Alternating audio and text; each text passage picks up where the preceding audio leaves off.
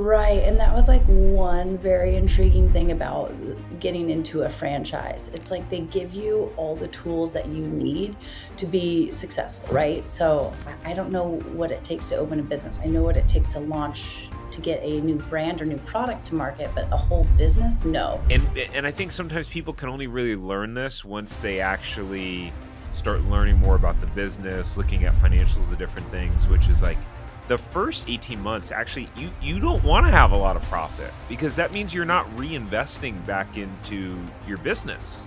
And you're not scaling, you're not building an enterprise. You're taking that money off the table and it's actually kind of stunting, your growth.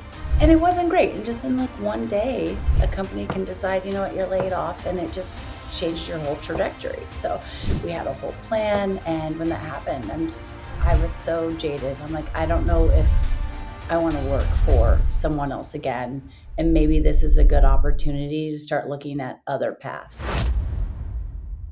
Welcome to the Zero to Profitable Franchise Podcast, the best place for you to come to figure out the right franchise to buy and how to get and stay profitable. My name is Tark Johnson, and I've bought, grown, and sold multiple franchises and got myself free from corporate America, and now I'm on a mission to help you do that too. Here you'll find some of the most in-depth profitable franchise secrets, tangible strategies, and specific mindsets to help you create your dream life through franchising. All right, everyone, welcome to another episode of the Zero to Profitable Franchise Podcast. I'm here with Nina Hunter, new franchisee. I think technically do you still consider yourself new? I think so. I've been open. This is month 6. Whoa, you're in month 6 already? Yeah. Oh my goodness. Time flies when you open a business. Yes. Wow. That's wild. I didn't realize you were in month 6 already. Yeah. All right. Well, I have all sorts of interesting questions, and I'm so curious to catch up. I was so tempted to do it before we started recording, but just introduce yourself. Who are you? And what do you do? Yeah, so I am Nina Hunter. I am a Voda cleaning and restoration franchisee. I have 3 territories. So, what is cleaning and restoration? So, there's 2 parts of the business. There's cleaning, so we offer carpet, tile, and grout and upholstery cleaning. And then on the restoration side, any property damage. So, we do residential, commercial, dealing with water, fire, mold, or storm damage because we are in Florida. So, it happened. Yeah, it does happen. And didn't you start right around when the hurricane came and there was like massive like storm surge and stuff? Yeah, so I signed up. I think I chose Voda in June, I want to say, but I went to corporate training end of September, and that when I was at corporate training, that was right when Helene and Helene, I think that was the first storm. That's when it hit. So I had a job actually lined up before we even flew back to Florida. So it was like, okay, we got to get back because we have work to do. So we got off the plane. I think we got home about 2 o'clock in the morning. And then by 8 o'clock the next morning, we were in someone's home. And then they could hear our truck mount, like getting all the water, extracting the water out. So then by the end of the week, we had like 5 homes signed up. So that was like week 1 for me. Oh my And it was goodness. very surreal, very much trial by fire. Uh, and I learned a lot. That's wild. So those other 5 homes, did that come from people just seeing you there and like, "Hey, we need your help too?" Yeah, we pretty much found a neighborhood ambassador, and he's like, "Hey, I have the keys to everyone's homes." So he like walked us to everyone's home so we could see what was going on, and then we could just start working. So pretty much the first month we were just kind of hopping around this 1 block radius, just working on the homes, drying them out, getting drywall out, whatever was needed to be done. Wow. Okay, we're just jumping right in. This is fascinating to me. I want to stay on this and then we can hit kind of rewind and talk about how, you got into this and all that jazz. But okay, so that happens and who do you have on your team at that point? Because I mean, before training, did you know anything about fire and water restoration? No, so my background is product marketing. So the past like 8 years, I was working for several companies, launching new brands, new products from like one was like boar's head, so it was like meat and cheese. So very tasty. We would like I'd work with the R&D team, we would sample the products, and then I'd work with like supply chain, everyone all up until it got to the store where we had the marketing plan. So that's what I did. Very different from cleaning and restoration, but I was kind of at the point where I knew that if I could do this for companies, I wanted to do it for myself. So that was the next step in my career. No cleaning and restoration background. But fortunately, I hired an operations manager who had a lot of experience. So it was him. And then we had a technician that we hired. So the ops manager came with me to training in Wisconsin. And then the technician started a couple days early because we already had jobs on Saturday when he was supposed to start on Monday. So it was really the three of us just working on the homes, more or less. We tried like some temp labor, but really it was just us three. Wow. How did you tell me about your process of hiring your operations manager? Yeah, very fortunate. With Voda, they offer a lot of support. One being they had some job descriptions. They had a platform that where we posted there, it would disperse to all the different websites. So listed it there. But really, I think I had probably like 60 applicants. I interviewed maybe 6 to 8 of them, just having several conversations. When I found John, I knew it was right. So, um, How did you know it was right? Because people will listen to this, they've never hired anyone before. They're like, "But how?" So I'm curious, how did you know he was the right person? yeah, so I had 2 interviews with him. One, for me, it was, like, making sure it was a cultural fit, like, would we work well together? So, just the vibe I got from that first interview, like, I knew we would be good together, and then the franchise offered to do more of a technical interview is what I call it. So, because I don't have a background in restoration, I don't know what I don't know. So, they were able to ask pointed questions like, "What kind of equipment do you use? What is your experience? Walk me through an estimate." So after I heard him like explain the estimate, I was like, ah, okay, that's it. He's the one. So yeah, it was twofold. One, culture. Two, it was getting the support from the franchise. And with that initial interview for that technical, make sure he had that technical expertise. Wow, that's very, very cool. So, I mean, it just shows to me the power of franchising, right? Because like if you were going to go start a restoration business, and it'd be like, well, what do I do? Where do I start? Right, and that was, like, one very intriguing thing about getting into a franchise. It's like they give you all the tools that you need to be successful, right? So, I don't know what it takes to open a business. I know what it takes to launch to get a new brand or new product to market, but a whole business? No. So, really, when they give you all of those tools, you can start pulling levers, once you have it all established. So, that was very appealing to me and why we started this whole process. Yeah. So you were saying earlier, I think before we hit record, that this has basically been your first day off since you started 6 months ago. Pretty much. I mean, we had a lot of hurricane work. It was a slow December, but that was kind of, we took that time to really set the foundation of the company. January hit and it was just busy all over again. So today is pretty much the first day since December, since that we've had a day of no work. So it's more like getting the guys to clean the trucks, get the warehouse in order because we moved into this office space 3 weeks ago. So it's just a day to reset. And then we have more work to do tomorrow. Tomorrow's Thursday, and so on and so forth. We have a lot in the works, but yeah, it's been busy. So I'm very happy about that. So our team have looked into a few hundred franchises and put together a list of 5 low-cost franchises that all make $1 million or more, and that have a proven track record of both happy and profitable franchisees. So if you have a net worth of at least $150,000 and you want to see if the territory that you want is still available for any of these franchises, then you can go to franchiseempire.com/check territory. All right, let's get back to the episode. Yes, that's a great problem to have. So I know you were like talking about your background a little bit before, but deciding to because you have kids, right? I have one. He's 2.5. He's Two and a great. half. Okay, Yeah. so like that's a an intense period. We have a Sophia's about to turn 3, Caleb's 5. Yeah.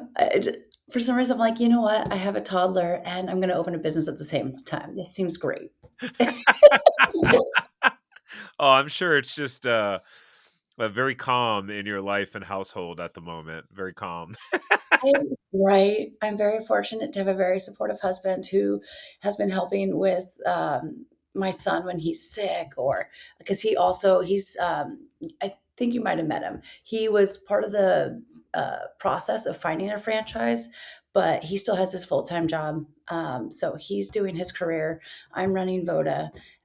So we kind of split the duties, the kid duties, and I'm very fortunate.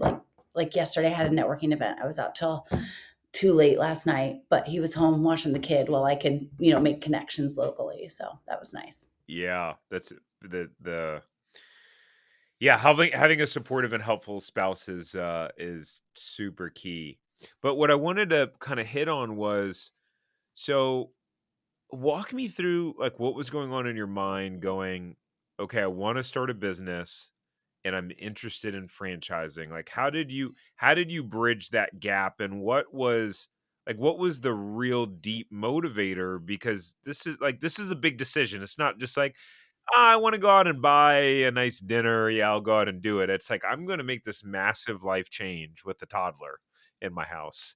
Yeah. Well, I mean, it started with a life change. I was working in the corporate world for until November of 2023. I got laid off. That sucked.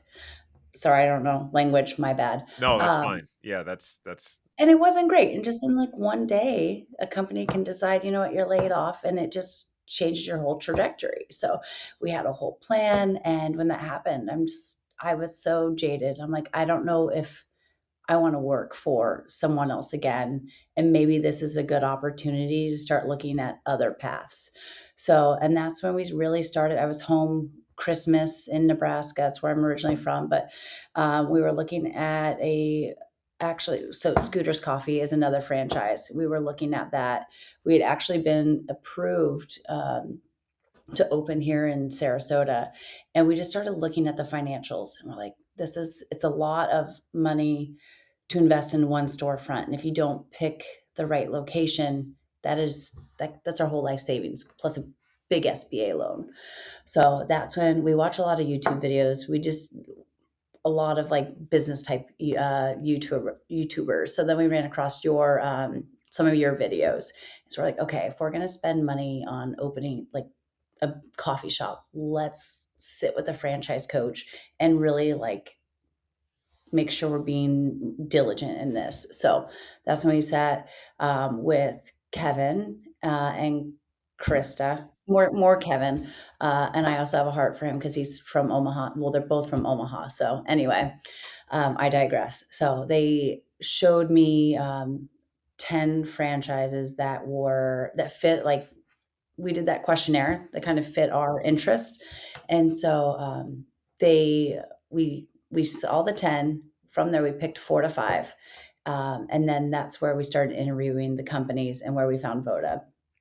And to backtrack, why we ended up not choosing Scooters is because Kevin and Krista, they pinpointed just how drastically different the revenue was from the lowest performer to the highest performer.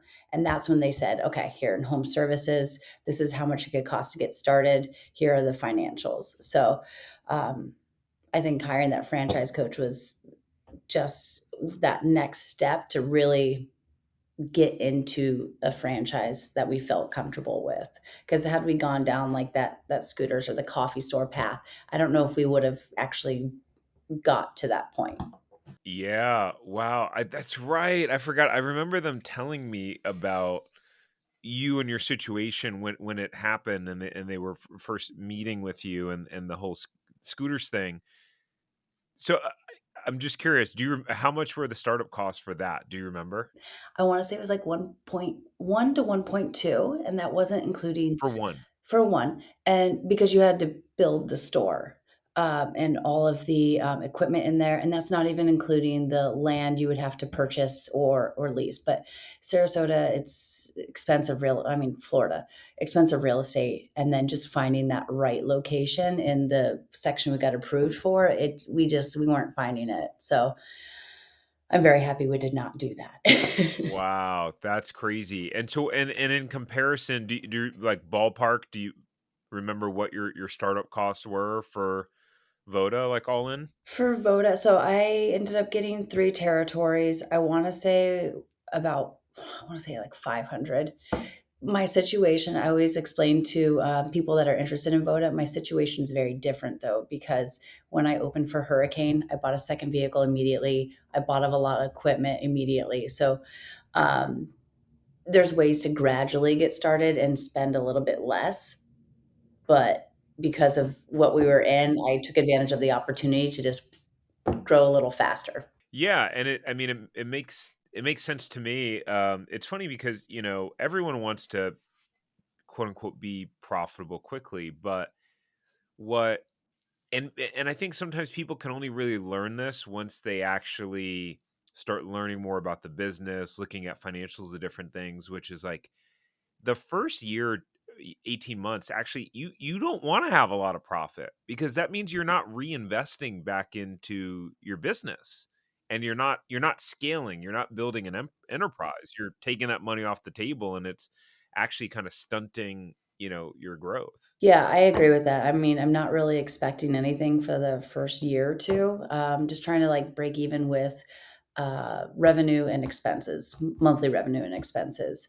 Anything that I have left over will be just reinvested in other equipment, maybe, hiring, so I'm looking to hire another technician, so that will be employee number of if you include me, employee number 5, and then maybe getting a sales rep on top of that in the next 90 days. Yeah. Wow.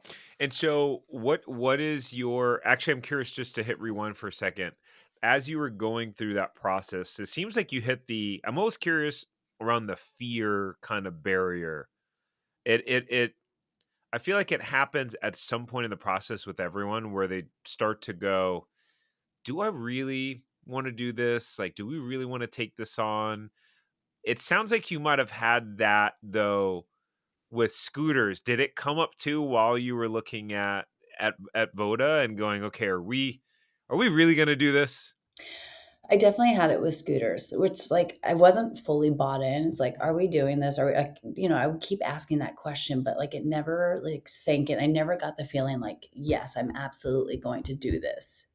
It was more the fear. But then when I found Voda, it was like, "Okay, we can actually do this. This makes sense. It's not as much of an investment. There's definitely a need here." And I mean, to be honest, selling $7 cups of coffee, that's gonna take a lot of cups of coffee to cover that big loan. Versus in restoration, you can have, bills that are like 20, 30,000 on water damage. So the, revenue is exponentially greater on, one job, versus that 1 cup of coffee. So I have my days with Voda where I'm like, "Wow, I'm really doing this." But, I mean, I'm in it now, so it's like you just gotta keep moving forward. So I feel like you're gonna have all the emotions as a new business owner, but, just working through it and just keeping on. I say that all the time. Keep on keeping on. Yeah. And I mean, that business is fairly I mean, it's definitely more complex than just a, food and beverage, like, coffee thing, and way different because I mean, you would have been hiring a bunch of teenagers, that are, generally minimum wage or, 10 or 11 or 12 bucks an hour. And whereas you need really technical and competent people in the business that you're in now, right? Yeah, so it is higher pay, less staff, so, I don't know what that equates to labor, but I mean, it's definitely a significant amount of my expenses every month. Yeah, but it's definitely more technical. We have been fortunate to hire people that have experience, although, I mean, it's fine. We could train them if needed. It's not rocket science. It just takes a little bit of training, and we can get them up to speed. Yeah. But it is very labor intensive. So really the people that we hire, they have to be okay, like getting dirty, getting sweaty. They wear a Tyvek suit, they wear respirators. So if you're not aware of the industry, it might be a little bit of a shock coming into this and getting dirty like that. Oh yeah, I'm sure. We had when we lived in California, it never rained, and then there was this really bad storm with sideways rain, and we wound up having some. Well, what we didn't know because it never rained was that we had a broken roof tile, and there was just there was a bunch of water damage, and then it.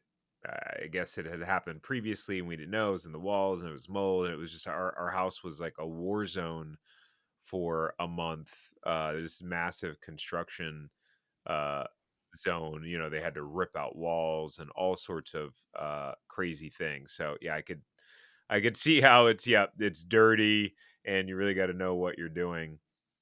What's your role? And what's your role been in the company since you started? So I've been focusing more on marketing, sales, and all things ownership, payroll, admin. But what I like to do is go out into the community, go network, go establish those relationships to eventually land more jobs. Yeah. So fortunately, with Voda, they did give me lead gen. So they set us up with Angie's Thumbtack. They have a program called Flood It, which means they're more expensive leads, but they're a higher probability of converting. So we have all of those channels. What else? I think that's it. But it was nice having those out the gate because they started getting us jobs after the hurricane and helping us get reviews and helping us kind of really get started as I'm working on these relationships in the community. Yeah. Yeah, what I've seen to learn about Voda is that they're I'm friends with Dan. Is they seem to be a lot more, even more plug and play than most franchises. Like the idea of a franchise is that you get the system, but I think Voda goes above and beyond in the manner in which they do that. Is at least I think what I've seen. Yeah, they do. They offer a lot of resources. I have a success coach that I meet with. He was actually here a couple weeks ago. He did a 3-day visit. We have weekly calls. We have like an owner call. We have a sales call that was this morning on Wednesdays, and then Fridays are like a business update call that everyone in the company can attend. Technicians, ops managers, anyone. Yeah, very very cool. They're very hands-on, which I like because I mean, it's kinda nice though because they're also I think they're like 18 months old roughly, but it's like we're all in this together. Like they're, trying to grow their business and I'm trying to grow my location, and so I feel like it is very hands-on from both sides of it so we can all be successful, you know? Yeah, definitely. So are most of the jobs that you're doing, are they mostly paid through insurance companies, or there were people paying, or tell me about that? Like what kind of jobs are you doing? What's the kind of average size that you're experiencing so far? Yeah, so there was the hurricane work. So people have insurance. Some of them self-paid and then had it collected from insurance after the fact. That was really nice, especially starting out. Someone gave me their credit card. I'm like, swipe, awesome, great. But yeah, so it's really been like half and half since post hurricane. So like more like just home floods, not because of natural disasters. We've done a couple insurance jobs January, February. Other than that, there's smaller jobs. They're like $1,000, $1,500 jobs, and those are more self pay. Or they might turn it into insurance after the fact. So I feel like it really is half and half. They could have insurance, and we could wait to get paid. They'll have insurance, they'll pay, and then collect from their insurance, or they're just cash jobs. Hey, so if you want to figure out if you should buy a franchise and learn the fastest and easiest way to figuring out the best franchise to buy and everything you need to know about the process, then you'll want to go get access to our Franchise Buyers Academy. In our Franchise Buyers Academy, you'll get a behind the scenes look into specific franchises and exactly how much money they are making. You'll get simple formulas for finding money-making franchises and a blueprint on how to scale them into a franchise empire that can be sold for a lot of money later on. You'll be able to finally answer the question on, should I buy a franchise? Now, you can get access at franchiseempire.com/FBA. Now, let's get back to the episode. Yeah. Yeah, that's one of the. I had a buddy that owned, he created his own company and he built like a $10 million. Actually, I think he built it up to like 14 million before he sold it. But like $14 million a year fire and water restoration company. He's just a brilliant guy. I mean, he's every business he starts, it just seems to take off right away. But I know that that was one of the things he had told me was a challenge, just like navigating accounts receivable and just like cash flow overall, especially when it's insurance paid. Yeah, that is definitely, like, a big part of the game. So with those insurance jobs, it takes, like, 60 to 90 days to get paid, so those are usually the bigger jobs. So, like, we had one in January that was, like, 30 some thousand, the one in February was 20 some thousand, so we haven't gotten paid from those. So it really is managing your budgets and making sure you have enough cash to pay your staff, pay your bills, until you get that payday. Yeah. And at some point, do you open a line of credit or something like that, like a business line of credit to manage cash flow, or what? How do you hear? What do other owners say about how they manage that? Well, right now I did the ROBS program. I don't know if we go in details here, but I did the Yeah, I ROBS was gonna program. ask you how you got funded, so yeah, let's go there. So I did 2 different sources. One thing in doing the validation calls, I was hearing from owners is like cash flow management is a big concern. Having enough funds is another thing. So I did 2 sources. I did the ROBS program, and then I also did SBA. So the SBA I opened in September, October, really. I think I got the SBA cleared in late October or November. So I'm kind of feeding off that right now. And with that, they gave me a line of credit that I can use after the SBA closes. But I have like 10 months total on the SBA. So I want to say I have 7 months left, 6 months. So I still have some reserves there that I've been using. Oh wow, that's fantastic. And so when you bought the extra van, did you use the funds from Rob's or SBA, or you financed the van separately? So the first vehicle was financed, and then the second vehicle I bought cash, and then I have another like little Kia Soul. It's great. We zip around town. That was cash, and I actually bought a fourth vehicle, another Kia to zip around town, and then that one was financed. So now I have one for everyone, so we can have 2 technicians doing 2 different jobs.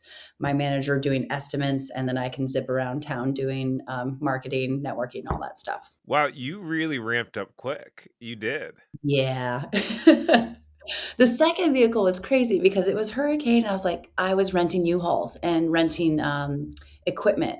And so it took just a few times for U-Hauls weren't available because everyone was trying to rent U-Hauls to get their stuff. And then it was just like little vans that I could get. So I had to make multiple trips and it was like an hour each way. And I was like, you know what? I'm done with this. Found a box truck. It seemed affordable enough, way cheaper than like the first vehicle. So I was like, I bought it cash. It's like, let's just get this done. So then I was able to move more efficiently. And we use that truck more for the restoration side still. So it's just big. It holds trash. It holds only equipment. So it works perfectly. Yeah. And so how do you keep up with, all of the admin? I mean, there's probably a lot more so in your business, um, just because of the nuances. How do you keep up with all the admin and the payroll and are you the one doing all those things now, or do you have someone on your team who does? Nope, that's me. We do have a bookkeeper that we use through Voda. So they once a month will say, okay, here's some transactions we don't know what this is. So I just have to answer those questions. And then I'm doing payroll. Any follow ups that businesses have, they'll email me. Um, what else is there? Answering phones. We do have a bookkeeping service, a bookkeeping agency. So the leads we're getting from like Angie's and Thumbtack website, it's actually going to the booking agency, unless it's a restoration. Then they'll call me, and I have their number saved, so I know it's when I know they're calling, so I know it's like a restoration lead. And then I recently turned on marketing. So, oh, not sorry. I hired a new marketing agency to do website and all of that. So I'll have monthly meetings with them. And then when I get like Google guaranteed or sorry, Google LSA or anything, any leads from Google, then it comes to me for now. So Oh, got it. it's Okay. like half and half right now, but I try to set networking days where I'm out in the community. I try to do it all at once. I try to do my meetings, all of that. So then I at least have I need at least like a couple 4-hour chunks where I can get admin work done. But it's a nice break because I mean driving around town, like it's a lot. So it's good to just be in the office, kind of have an admin day and then get back out there. Yeah, I'm sure. It sounds so adventurous. So I worked remote for, I mean, the last like 3 years, and so I really felt like I was on my own island, and I didn't really know anyone in Sarasota, but apart from, like, I was working at a location. I was working at Boar's Head for a couple of years, so I knew a few, but not a lot of people, so that was another thing. It's like, I don't have connections here in Sarasota, so I'm gonna open a business where I really have to go network because I know no one. All my family, they're all in Nebraska. My husband's family's in Nebraska. So we moved here 7 years ago. I guess I should have said that too. But it's exciting. That's what I was going to get at is I realized how much I missed it. I was just becoming a hermit in the house and I need to go out there. I think I have a personality where I love to just network, meet people and just start random conversations. So it works. I would not trade it in. I don't want to do remote ever again. It was crazy because, like, in COVID, everyone's like, "We wanna work remote. We want, to be at home and do our thing," and I realized that that's not good for my personality. It's really interesting. I know it's funny as you're describing your day and all the zipping around town and I'm just thinking about how I just sit in my office all pretty much all day. And although I am actually I'm an extroverted introvert where I actually prefer being alone and by myself, but I'm really good at pretending to be an extrovert. So I actually really like kind of being, by myself in my office. But yeah, there definitely is something different around being out and around people. And I know that Voda, like Dan always says, we're looking for the mayor of the town, right? So that's definitely you. That's your personality style. Yeah, I love it. I'm like, sold. I wanna be mayor of the town. I'm there. That's cool. So what have been well actually, do you think you would have ever found Vote on your own like if you didn't work with us? No. I mean and my husband and I, we were researching, we were just trying to find different companies, but I don't know if we would have opened a franchise had we not gone with Franchise Empire, just because there's so much information out there. How do you know what's good and what's not? So, having the conversations with you guys about like, here's the financials and why we believe this is a good company, it's like you guys did the vetting for us. So, it like streamlined that whole process and probably saved us like months of research. And it just helped us become more confident in our choices because we had experts. Going on a tangent, but it's going back to, like, No, this is hiring a great keep experts for going. what Yeah. they're good at. It's hiring experts for what they're good at. Like, my husband's in finance, people hire him to do finance. You guys are helping people find the right fit for your business. I strongly believe in hiring experts for what they're good at and why, like, even my operations manager with 25 years of experience, like, I knew that hiring someone with that sort of experience would really help the business grow that much faster. Yeah. No, I'm off my pedestal now. All right. No, it was great. Thanks for the the good words as well. But yeah, hiring people that know what they're doing is super key, and that's the way to scale. Have you read the Buy Back Your Time book? I have it. You have it, yeah. I have You it. have. I I think hear I you. read 10 pages. Well, you're in the car a lot. Throw it on Audible. I know that's what I need to do because I'm realizing like between the job, The 2.5-year-old, like I don't have time to read, but I do listen to audibles. So or I could. Right now I'm in Business Networking International, BNI, which has really helped me meet a lot of professionals in the area as well. I don't know if anyone, I would strongly recommend it if you need to get out there.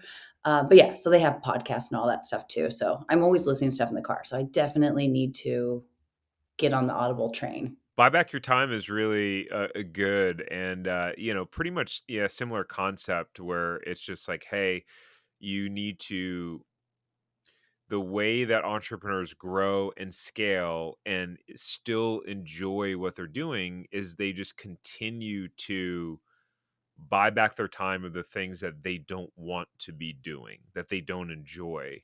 And it's less about the traditional, like, hey, the owner should be doing this, and more so like, hey, if you enjoy it and it's worth your time, then do it regardless of what it is, and just delegate and hire people and pay them to do the things that you don't want to do.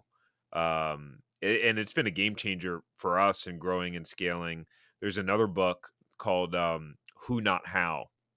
And the idea is the whole concept is, most business owners try to figure out how to do something in their business, but you really just need to find a who already knows how. Yeah, okay, that makes sense. I think I would like that book too. Yeah, probably. And it sounds like you've already been doing it. I mean, with the agencies that you've been hiring, the people that you've hired, and there's just a reality to, hey, you're scaling a business. Basically, like you have a 6-month-old is what you have. Yeah, this is my baby right now. I've said that so many times. I was like, "This is my baby." I have a 2.5-year-old and I have a 6-month-old. Very Yes. true. Yeah. 100 It 100%. takes a lot of time, a lot of effort, but it's good. I wouldn't have it any other way though. I mean, I don't have the personality where I could be hands off. I know there's like semi-absentee. Maybe I'm going on a tangent, but I also like being here with my team, having meetings with them, having good conversations, and making sure that I'm supporting them too. There's ways to do it without, but my personality is very much like here in the business. If I'm not here in the office, I'm out meeting people and just talking about Voda because it's my new passion. Yeah. Yeah, for sure. I love that. Yeah, it become the business becomes a part of it, becomes integrated into your life. Really, it becomes kind of a part of who you are, your family. It's obviously very different than potentially a job where it's like, okay, I'm done for the day, boom, and then you can really just truly set it aside, especially knowing that, well, there's other people where they can respond to the email or they can handle it, or it really does all kind of become on you and your leadership, at least, because of course you still have your team. Yeah, for sure. Or even if I'm in a restaurant, you like look up, you're like, that's a dark spot. Hmm. Okay. Oh, crazy story. So, and I think you as a mom will appreciate this. So our kids, they have these bottles that they use that have the straws that are, retractable. And I go in it the other day into one of them, and I look and I'm like, that's mold. And I see like these black spots, and then I have to look up that it was like a pretty complex bottle. So I had to literally look up like how to take it apart and all the straw and all that stuff.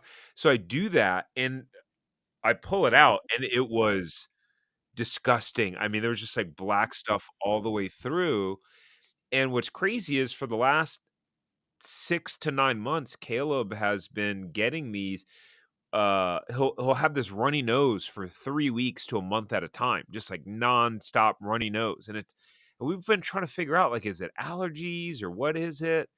And it was the mold in the bottle. So You washed it and then he was fine? yeah, yeah, yeah. Oh, I cleaned it all out like meticulously, put them in the dishwasher, like soaked them. My mom was like, soak them in vinegar and all this stuff. And literally within, this was just a few days ago, within 2 or 3 days, his nose is not running anymore. His cough has like gone away, and I was like, I feel like a terrible parent. But it's like, how do you know? Yeah, it's hard, but you don't even know the impact that mold could have in the home, just like the side effects. People that don't have mold don't realize they have it. I mean, headaches. I don't know all of the effects, but I mean, if you have any sort of autoimmune, like I'll be if we go to do an initial inspection, sometimes like you can tell when there's because you can feel it in your throat. So you got to step out, get your respirator on. I know that can be scary, but like to the homeowner, but like there is mold in the home. So we got to put on our PPE to make sure that we're safe because we're dealing with it, constantly. It's not just this home, it's a lot of people's homes. So just the health effects that it can have. And if people live with it, not realizing they have it, like it can just, once you get rid of it, I mean, it could solve some health issues that you have. Yeah. I'm curious, how do you feel like you've grown over the last 9 months to a year from, if you remember, like Nina who just got fired and let go, right? Right? And remembering like that moment, what that felt like, to like how much things can change in about whatever, like an 18-month period or 15-month period. And now like you're running this entire operation with multiple vehicles, leading your team. How does that make you feel? And what do you, when you look in the mirror and go, wow, I'm doing this, like what does that feel like? Yeah, I mean, it is crazy what has changed in the last year. I think when I was working in corporate world, I was always second guessing everything I was doing. Like nothing was good enough, and I was just always had that constant stress and um, just always judging myself, just not thinking it was right anyway. But fast forward 6 to 9, like, I would stress about, like, presentations that I had.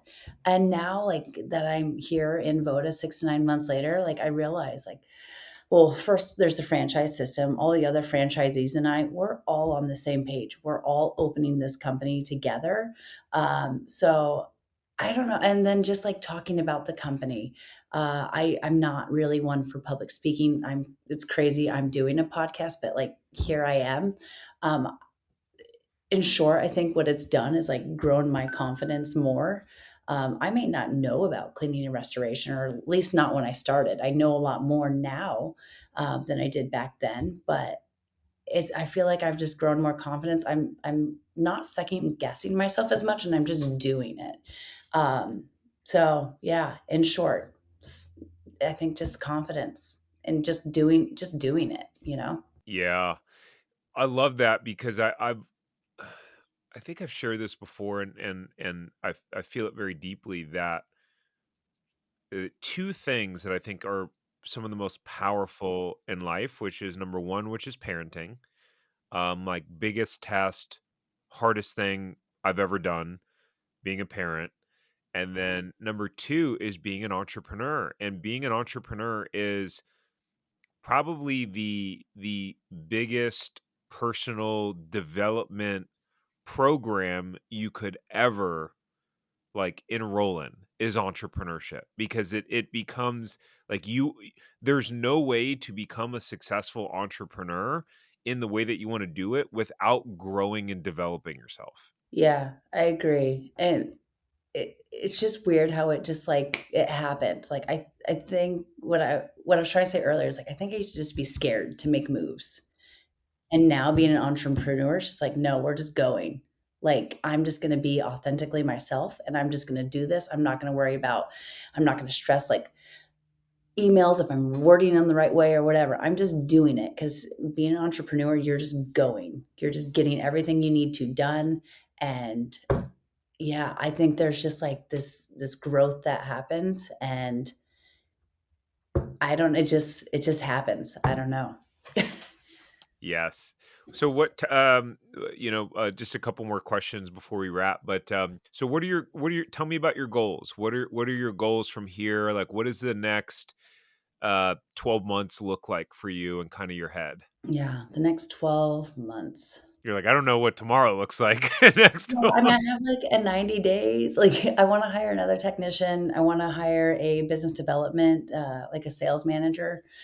So not only am I going out and meeting people and trying to establish these relationships, but I have a second person that I think is going to help me grow the business even more.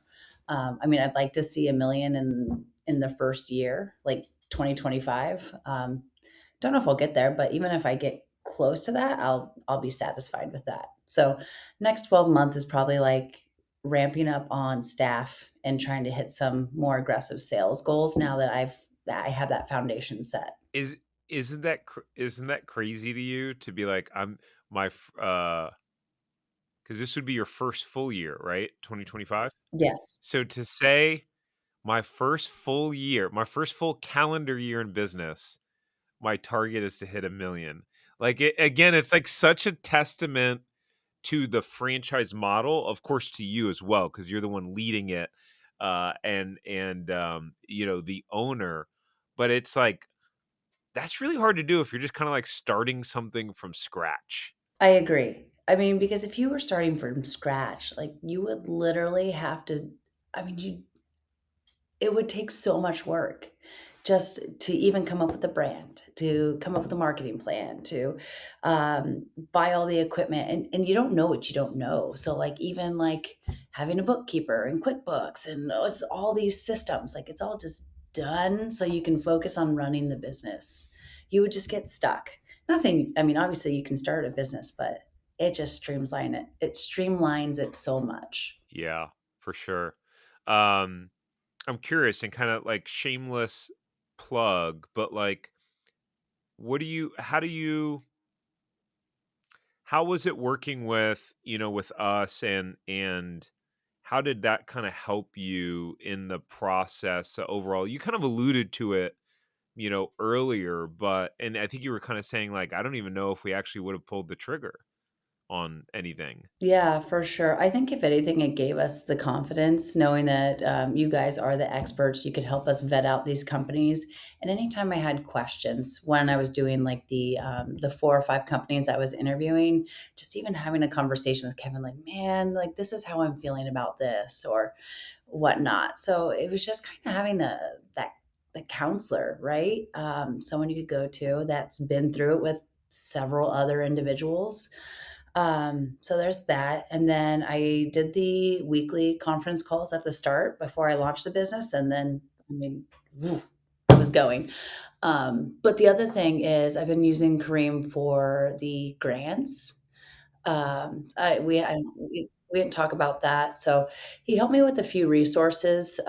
It's a little bit hard in the restoration space to get grants for. Eh, Nothing was working basically, but now we've kind of pivoted. So he's helping me get certified for WBE, MBE. So he's going to help me women-based enterprise, minority-based enterprise. So he's going to help me get those certifications, so that way I could qualify for more grants or get into more opportunities for like contracts because sometimes they look at those sort of certifications to win when they're hiring out for jobs like government. If they need like cleaning in a facility, then they might look for a woman-based enterprise or a minority-based enterprise. So he's been helping with that this week. So Yeah, still using you guys. Kareem is so awesome. Um, what's funny is he was I don't want to say randomly in town, but he was kind of randomly in town. He had said he was coming, or he might have been coming to Orlando, and then he shoots me a text one day because we hadn't met in person. It's just it's been virtual this whole time. So he shoots me a text I think it was one night, and he's like, "Oh yeah, I'm in Orlando," and I'm like, "Oh what?" Uh, and where are you staying? I look up the hotel. He's like literally staying 7 minutes from my house. Um, and I'm like, "Oh, you're 7 minutes away from me." And I'm like, "Come to the office tomorrow. Let's do a podcast." So he comes to the office. We sit down, and I don't think we've finished editing it or put it out yet. But yeah, it was pretty cool. And he had his meeting with you that morning.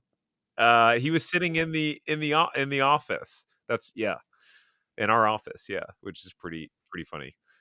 Okay, so what in closing, what advice would you give someone that's like where you were, around a year-ish or so ago where you're like, "Okay, I think I wanna leave corporate America. I think I wanna start my own business.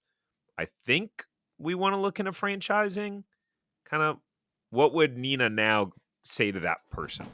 I would say, I mean, really do your due diligence in interviewing the companies, but like make sure it's a personality fit too. I mean, um, talk to the leadership team, make sure you're aligned with them. But there's also like there's companies that are in different stages. So there could be a company that's been around for, I don't know, 20, 30 years. They have their systems in play that you might be joining one or two new franchisees, or you can join also a newer company where there's definitely a lot. There's more new franchisees. Like I joined a young company, but it takes a certain personality. There's a lot more that's unknown. So make sure the company's the right fit, make sure they're in the right life stage that fits your preference. And just, I mean, the more conversations, the better. Do your due diligence, talk to as many people as you can, because it's not just like it is one decision, but like it's a long term decision. So got to make sure it's right for you. But 100% would not regret it. Like, I'm not going back. This is great. I mean, I love it. Every day is a new challenge, but I feel like it's re energized me. So, anyway, and you can do it. You can do it. You don't have to be an expert in whatever company you choose. Just choose something and commit. Yes, I love it. Such great advice and wisdom and yeah, I'm so happy that you're happy and that things are going well and you're so busy and that you didn't buy the scooters because you would have had one. Now you have 3 territories. Yeah. They opened here. They're great. It's great coffee, but it just wasn't yeah, it wasn't a good decision for us in the long run. So Well, I try to tell everyone to stay away from food. So I will quite happily scream it from the rooftops just because food is it's such a low margin business and it takes so much capital and it takes a long time to get open and all those different things. So nothing against scooters. I don't know about them as an organization. I'm sure they're great. It's more so just like, really service-based businesses offer, in my opinion, just a way better entry point at the cost of capital and just scalability and all that jazz. So, 100%. Yeah. yeah, cool. Well, Nina, thanks so much for coming on. Yeah. Thanks for having me. Hey, before we go, thank you so much for listening to this episode. Please subscribe here on YouTube if you haven't already. And the biggest thank you that you could ever give me is to share this episode with someone who you think will benefit. That means that we can share this message with more people and hopefully positively inspire them like we have you. So thank you. And until next time, go build your empire.